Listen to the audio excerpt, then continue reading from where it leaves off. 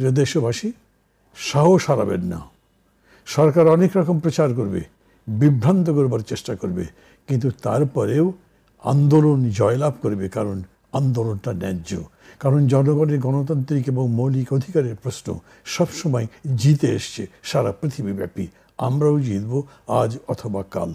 বিজয়ের সেই লক্ষ্যে আন্দোলনে আমরা সবাই একাত্ম থাকব। দেখেছেন আপনারা, এক অবিস্মরণীয় নিরাপত্তা বেষ্টনীর মধ্যে থেকে আমাদের দেশের প্রধান নির্বাচন কমিশন আগামী নির্বাচনের তফসিল ঘোষণা করেছেন।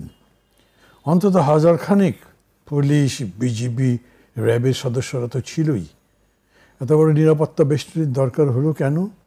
কারণ সরকার জানে, নির্বাচন কমিশন জানে, এবং যারা নিরাপত্তা বাহিনীতে আছেন তারাও জানেন যে দেশে একটা অস্বাভাবিক পরিস্থিতি বিরাজ করছে, অন্তত নির্বাচনের জন্য সেটা উপযোগী নয়। আমরা প্রথম থেকেই বলে আসছি এই কারণে, যতদিন পর্যন্ত শেখ হাসিনার সরকার ক্ষমতায় আছেন ততক্ষণ পর্যন্ত কি ক্ষমতাকে ব্যবহার করে নিজের নির্বাচনে বিজয় সুনিশ্চিত করবার কাজই তিনি করবেন।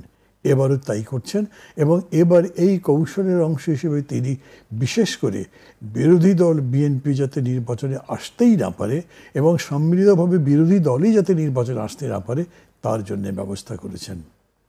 সঙ্গতভাবেই এই নির্বাচন দেশবাসী প্রত্যাখ্যান করেছে, আমরা রাজনৈতিক দল সবাই মিলে প্রত্যাখ্যান করেছি।